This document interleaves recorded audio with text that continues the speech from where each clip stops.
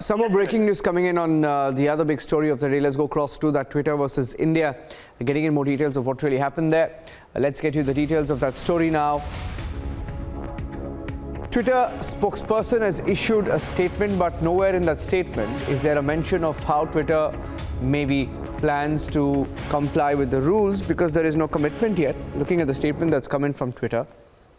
Twitter saying that we appreciate opportunity to share our views before the Standing Committee on Information Technology.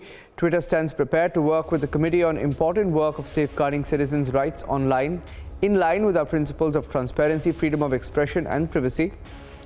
We will also continue working alongside the Indian government as part of our shared commitment to serve and protect the public conversation. Nowhere in this has Twitter said that they will follow the rule of the land or comply with the IT rules and regulations.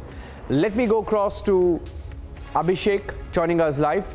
Abhishek, you look at this closely. I don't see a mention of Twitter giving a commitment of following the rules. There is some big talk about safeguarding citizens' rights online, principles of transparency, freedom of speech and expression and privacy. Now, does freedom of speech and expression give you the right to host fake news?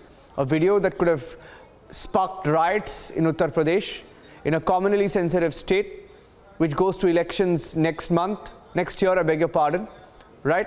Not a single commitment coming in. But what is becoming increasingly clear is that while you give lectures about free speech, expression, free speech, freedom of expression, continue to work alongside Indian government as part of our shared commitment to serve, protect public conversation. Now, nowhere you're talking about protecting public conversation, freedom of speech and expression, not a single mention of what the entire country is talking about, giving a platform to fake videos, hate, communal content. Abhishek? Well, Niranjan, it's about the duplicity of the platform. While on the one hand, they tag certain tweets because they think that's motivated media. On the other, they absolutely let it go unchecked. Something as incendiary as that fake doctored video that was being allowed to be retweeted and allowed to go viral on Twitter. So I think there is a lot of explaining that Twitter has to do. It is not the first time that they have been caught compromising on editorial integrity. In fact, with their position as a subsidiary, intermediary taken away, they are a publisher, a news platform, and subject to exact laws that other news platforms and media platforms across the country are subject to.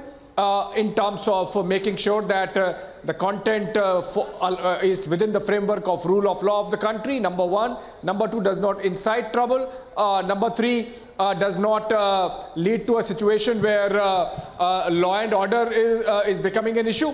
And the position that Twitter is taken amounts to defiance. That is something which the Information Technology Minister has said on the record.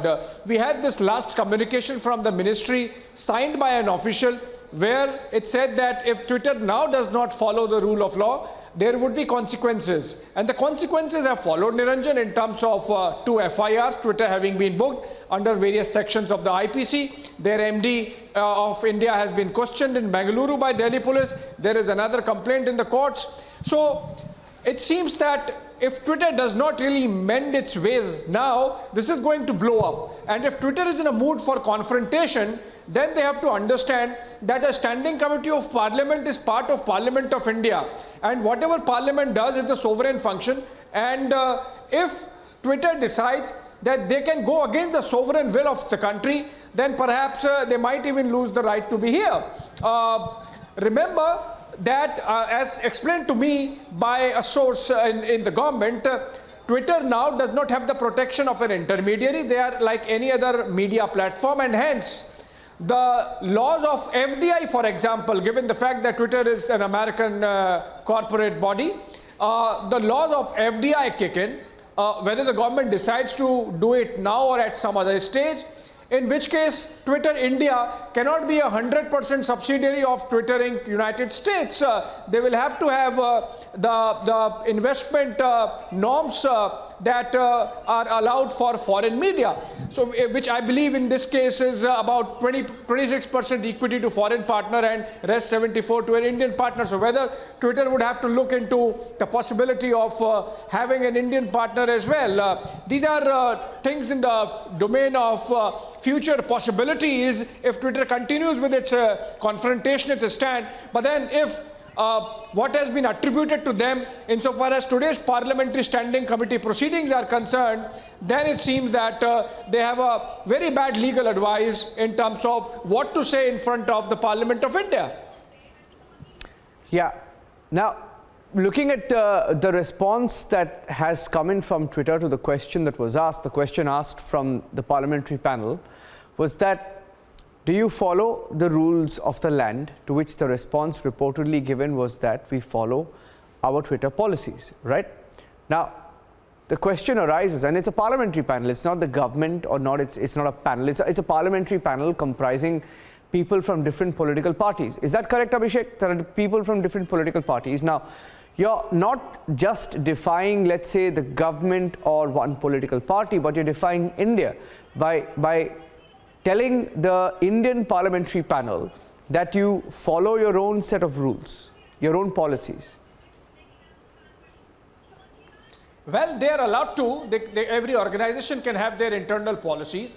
But then those policies, Niranjan, like in the case of any Indian organization, are supposed to be subsumed by the overall law of the land, and that happens in any jurisdiction, any territory, any country. So it's not that Twitter has to, I mean, this is the same Twitter which is not even allowed to open shop in China, and if they are allowed, because we are a free democracy, to function in whichever manner they can within the framework of their own policies, that does not mean that they would try to impose their policies or make their policies prevail over the law of the land. I think that's why I said there seems to be a case of wrong legal advice so far as Twitter India is concerned.